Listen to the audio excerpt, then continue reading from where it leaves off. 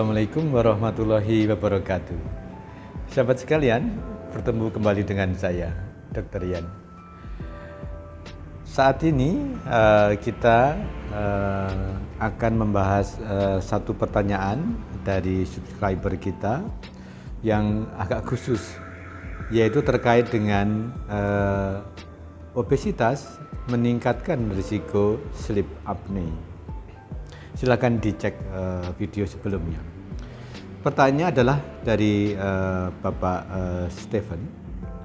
Bapak Stefan menanyakan khusus, yaitu apakah BPJS bisa digunakan untuk check up terkait dengan sleep apnea.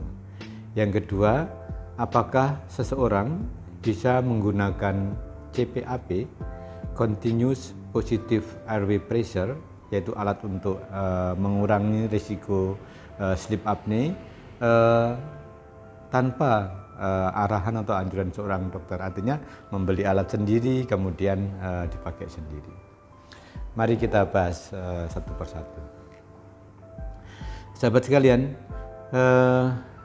BPJS itu memang saat ini salah satu instrumen atau juga disebut sebagai salah satu kebijakan atau juga bisa disebut salah satu asuransi atau apa yang memang sudah begitu penting.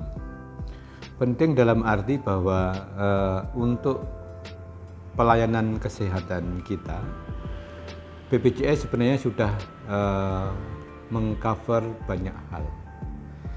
Dari apakah itu misalnya pencegahan, kemudian dari kedokteran yang sifatnya kuratif itu penyembuhan, atau misalnya juga kedokteran yang bersifat rehabilitatif, jadi rehabilitasi. Misalnya beberapa aktivitas atau konsultasi atau tindakan dari sejawat rehab medik, dari yang sejawat dengan spesialis rehab medik. Nah, apakah BPJS bisa untuk konsultasi terkait dengan sleep apnea? Tentunya bisa. Jadi seperti kemarin kita bahas bahwa sleep apnea itu terjadi pada seseorang dengan overweight atau obesitas. Sehingga tentunya dokter siapa yang akan kita lakukan konsultasi adalah dokter yang terkait. Yang pertama adalah yang terkait dengan obesitas, karena kalau terkurangi obesitasnya tentunya risiko sleep apnea-nya berkurang. Maka dokter yang terkait adalah dokter ahli gizi, jadi ahli gizi klinik. Jadi sahabat sekalian, sekarang sudah begitu detailnya bahwa di kedokteran itu sudah betul-betul terpetakan. Tapi dengan terpetakan masing-masing keahlian atau sub keahlian, maka seorang dokter itu akan mempelajari lebih dalam. Kalau misalnya di suatu kota yang belum ada ahli dokter ahli gizi klinik, misalnya di rumah sakit, maka tentunya bisa dengan konsultasi ke dokter ahli penyakit dalam. Saya pikir di situ juga bisa memberikan konsultasi, pendapat atau arahan terkait dengan khusus untuk obesitasnya. Kemudian yang dokter lain yang bisa menurut saya kita datangi untuk konsultasi adalah dokter ahli rehabilitasi medik. Jadi karena di sini yang terganggu adalah fungsinya.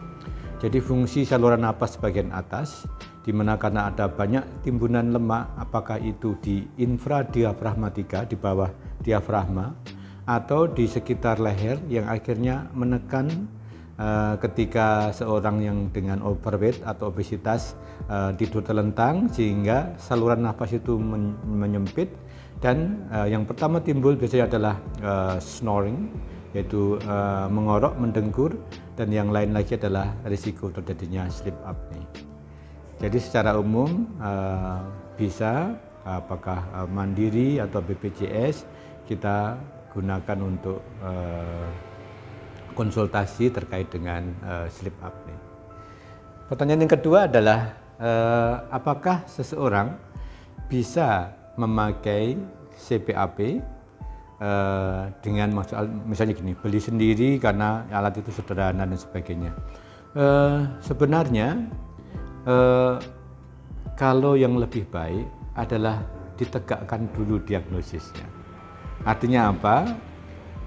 Diperiksa oleh dokter yang memang sesuai bidangnya, dan masalahnya memang betul adalah sleep apnea karena terganggu saluran napasnya, baru apakah memang ada rekomendasi memakai CPAP.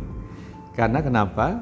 Karena di kedokteran itu banyak yang gejalanya itu mimicking, menyerupai gitu.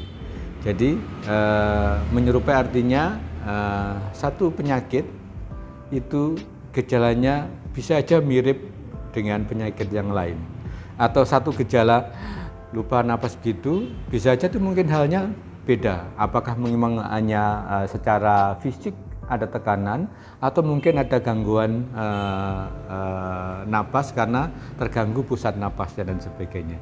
Jadi lebih bijaksana kalau memang harus konsultasi.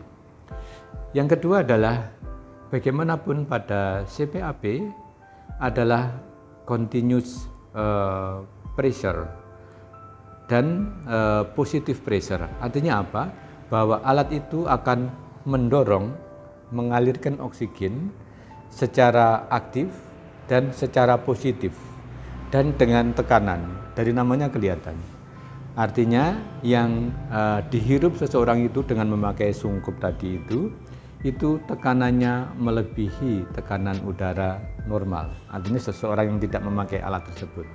Sehingga kalau memang tidak ada indikasi seseorang menggunakan itu, tentunya itu malah tidak baik. Tidak baik dalam arti orang itu menjadi tidak nyaman, atau mungkin bisa menimbulkan gejala atau keluhan yang malah sebelumnya tidak ada. Jadi tentunya yang paling normal kan orang bernafas, menghirup adalah udara ruangan, dan itu dengan tekanan yang normal. Tapi ketika memang ada hambatan di saluran napas atas, maka dialirkan secara kontinus udara atau oksigen yang bertekanan. Itulah prinsip kerja CPAP. Sehingga kalau belum tegak diagnosisnya, tentunya hal tersebut tidak tepat untuk dilaksanakan. Jadi demikian sahabat, semoga bahasan kecil ini memberikan manfaat. Satu hal yang mau saya sampaikan sedikit adalah alur kerja seorang dokter. Pertama adalah seorang dokter akan mengumpulkan data, apakah dengan anamnesa, wawancara, kemudian dengan pemeriksaan fisik, kemudian dengan tambahan misalnya pemeriksaan lab atau imaging, kemudian dari data itu disintesa menjadi suatu diagnosis. Nah, ketika sudah ada diagnosis, baru ada planningnya, perencanaan manajemennya. Jadi secara umum demikian. Jadi pada hal yang kita diskusikan tadi, memang sebaiknya pada seseorang yang merasa atau saya itu mungkin sleep apnea ya, maka sebaiknya konsultasi dengan dokter yang sesuai.